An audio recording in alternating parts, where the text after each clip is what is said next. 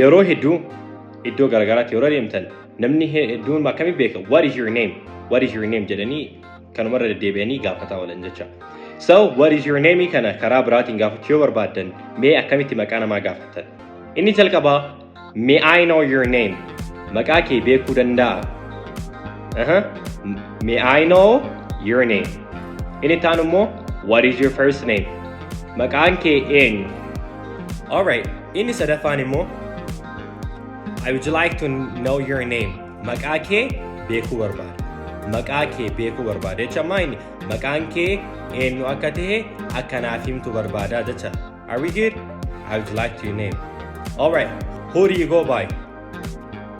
Eenyu sochoota yookaan maqaa kamiin sochoota kana jecha maqaan kee eenyu ni jecha. Karaa onlaayinaatiin ta'ee mana keessanitti afaan Ingiliffaa barachuu barbaadan lakkoofsa bilbila akkaawuntii keenyarra jiruun nu bilbila yookaan teekst nu godhaa isiniin jenna.